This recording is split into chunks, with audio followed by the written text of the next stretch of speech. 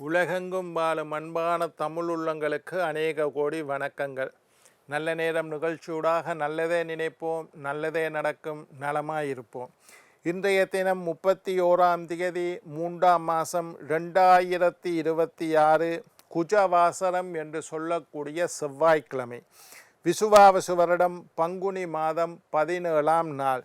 திரையோதசி திதி, பூர நட்சத்திரம், சித்த யோகம்.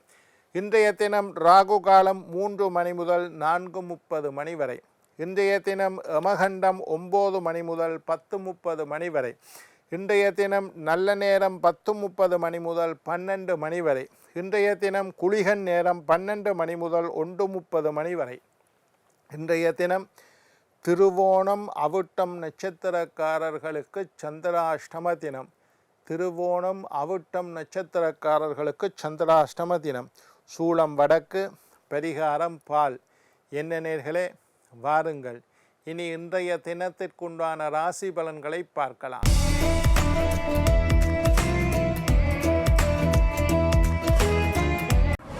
மேஷம் புகழ், ரிஷபம் வெற்றி, மிதுனம் அசதி, கடகம் மேன்மை, சிம்மம் அமைதி, கன்னி செலவு, துலாம் தாமதம், விருச்சிகம் ஆதரவு, தனுசு உயர்வு, மகரம் முயற்சி, கும்பம் ஆக்கம், மீனம் ஆதாயம்.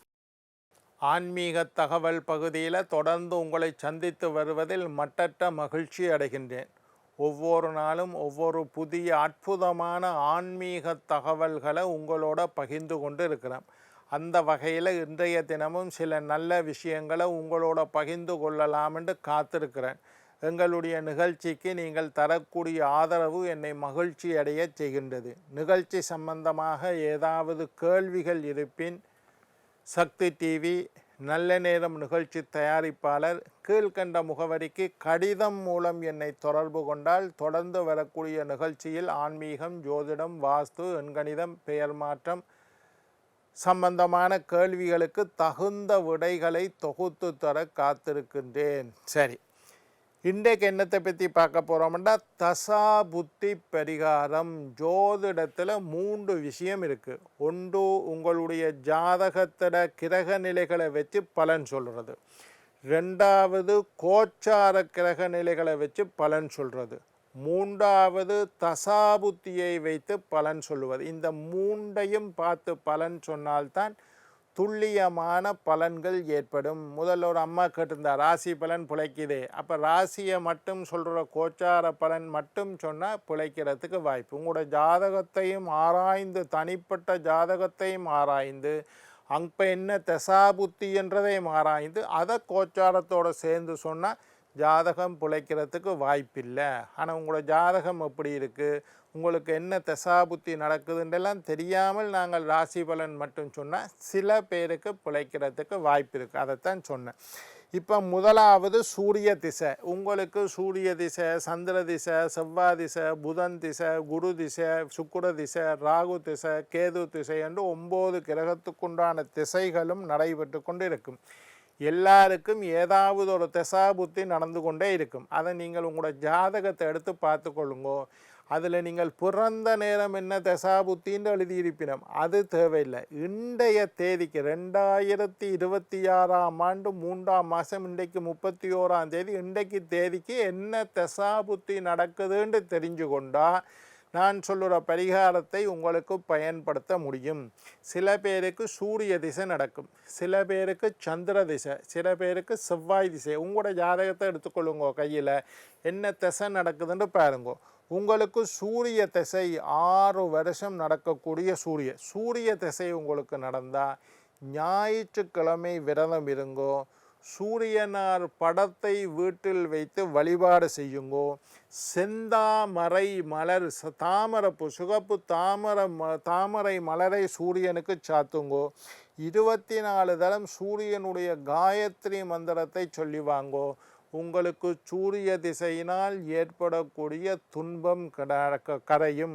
நல்லா தெரியுங்கோ. 20 வருஷம் சுக்கிர திசை நடக்கும்.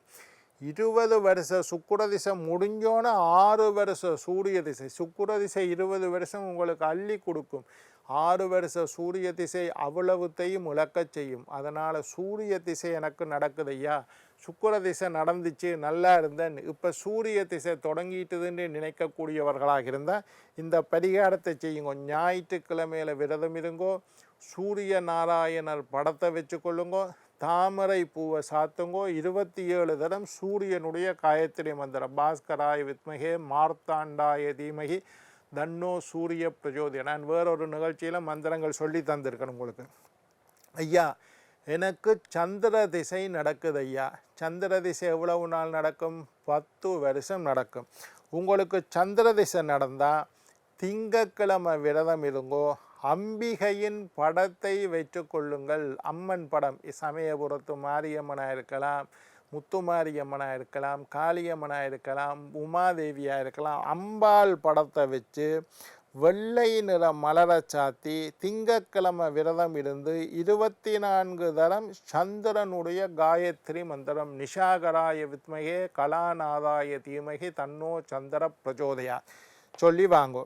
எனக்கு செவ்வாய் திசை 7 வருஷம் நடக்குது ஐயா. உங்களோட ஜாதகத்தை எடுத்து பாருங்கோ. உங்களுக்கு செவ்வாய் திசை நடந்தால் 7 வருஷத்துக்கு செவ்வாய் திசை நடக்கும். செவ்வாய் திசை நடக்கக்கூடியவர்கள் செவ்வாய்க்கிழமை விரதம் இருங்கோ. செவ்வாய்க்கு அதிபதி முருகன், சாட்சாத் முருகப்பெருமான், வள்ளி தேவசேனா சமேத சுப்பிரமணியர். ஒன்று முருகன் வச்சுருந்தா ராஜ அலங்காரம் வச்சா தனியாக வச்சுருக்கலாம்.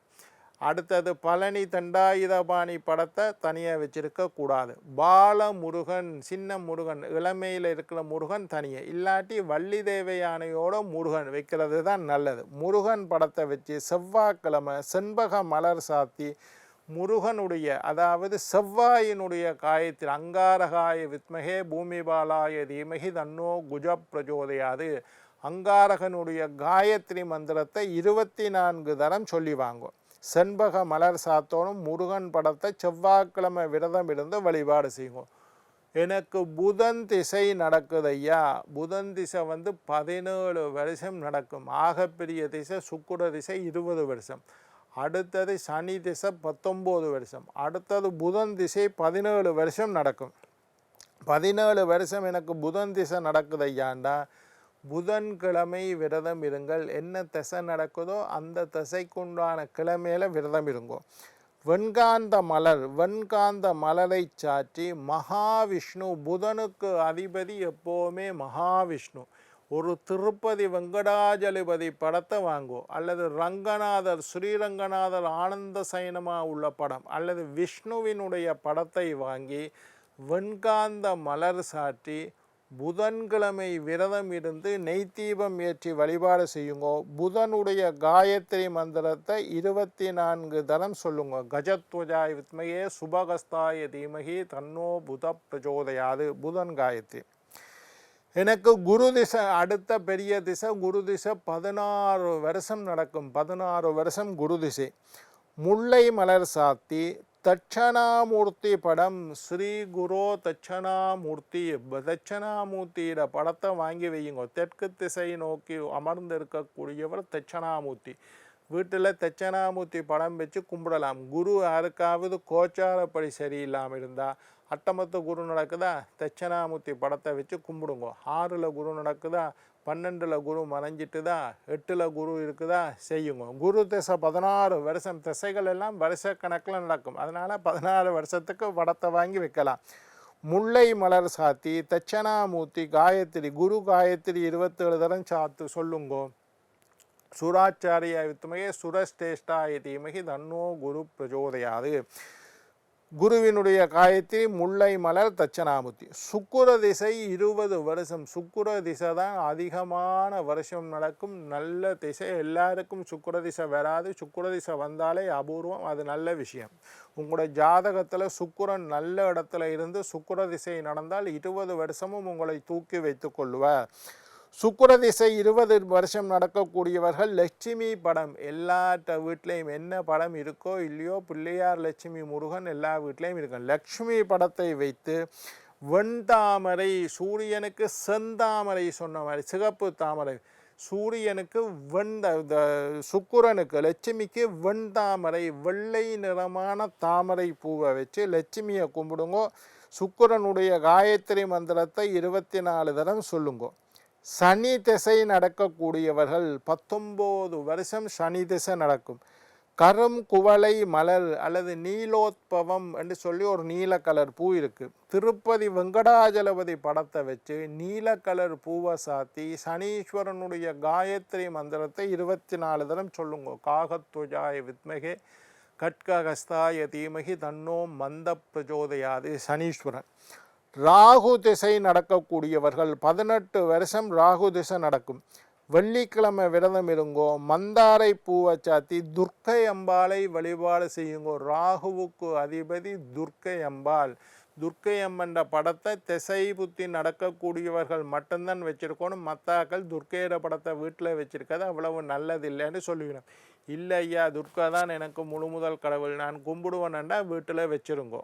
வீட்டில் வச்சு சாதாரணாக்கள் வேண்டாம். இந்த மாதிரி ராகு திசை 18 வருஷம் நடந்தால் பயமில்லாமல் வாங்கி வெஞ்சு துர்க்கை அம்பாளுக்கு மந்தாரை மலர் சாத்தி துர்க்கை அம்பாளை கும்பிடுங்கோ. ராகுவினுடைய காயத்ரி மந்திரத்தை 24 தரம் சொல்லுங்க. கேது திசை கடைசி திசை. கேது திசை 7 வருஷம் நடக்கும். 7 வருஷம் கேது திசை நடக்கக்கூடியவர்கள் திங்கக்கிழமையில் அருகம்புல் சாத்தி விநாயகரை வழிபாடு செய்து வந்தால் கேது. அருகம்புல் விநாயகர் திங்கக்கிழமை கேது திசை. என்ன நேர்களே, நாளை மற்றொரு நிகழ்ச்சியில் உங்களை சந்திக்கும் வரை உங்களிடம் விடைபெறுவது உங்கள் ஜோதிட சித்தர் டாக்டர் ராஜராஜ குருக்கள்.